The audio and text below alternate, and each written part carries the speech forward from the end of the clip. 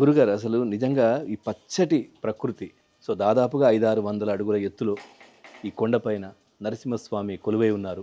So చాలా చరిత్ర అయితే దీనికి సంబంధించి చెప్తా ఉంటారు. అవునండి. సో దేవతలు ప్రతిష్ఠించారని కొద్దిమంది అంటారు. లేదు అనంటే భూమిలో నుంచి ఆ స్వామివారిని దిలీప కులకర్ణి రాజువారు బయటకు తీసి పూజలు చేయడం, ఆ తర్వాత అందరూ భక్తులకు అందుబాటులో ఈ విధంగా ఉంచడం ఇవన్నీ చెప్తా ఉంటారు. ఏంటి అసలు చరిత్ర గురించి ఏం చెప్తాను. అందరికీ నమస్కారం అండి. జై శ్రీమనారాయణ. ఇక్కడ స్వామివారు స్వయంభూగా వెలిశారు. ఈ క్షేత్రాన్ని హేమాచల క్షేత్రము అంటారు. హేమాచలము అంటే బంగారు కొండ అని అర్థం. అంటే భగవంతుడు ఉన్నటువంటి కొండ కాబట్టి బంగారు కొండ అని పిలుస్తారు.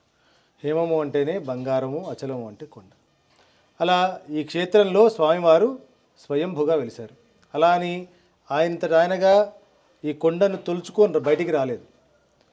ఇక్కడ ఈ ప్రదేశాన్ని దిలీపకర్ణి అనే మహారాజు పరిపాలన చేస్తున్నప్పుడు ఆ మహారాజుకి స్వామివారు స్వప్నంలో కనపడి, నేను ఫలానా ప్రదేశంలో కొండపైన గుహాంతర్భాగంలో ఉన్నాను, నన్ను వెలికితీయండి, బహిర్గతం చేయండి అని కొన్ని గుర్తులు చెప్పాడంట.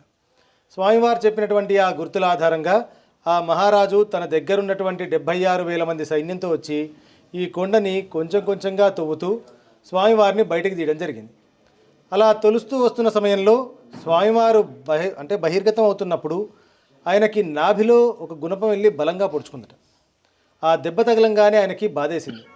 బిగ్గరగా అరిచేసరికి వచ్చినటువంటి ఆ భీకరమైనటువంటి శబ్దానికి కొండ సగానికి విరిగి పడిపోయి ఈ గుహ లోపల స్వామివారి ఆవిర్భావం జరిగింది. అయితే మనుషులకైతే దెబ్బ తగులుతుంది, దెబ్బ తగిలితే రక్తం వస్తుంది, రక్తం వచ్చినప్పుడు బాధేస్తుంది. ఎందుకంటే మన మానవ శరీరం అంతా కూడా రక్తమాంసాలతో ఉంటుంది కాబట్టి.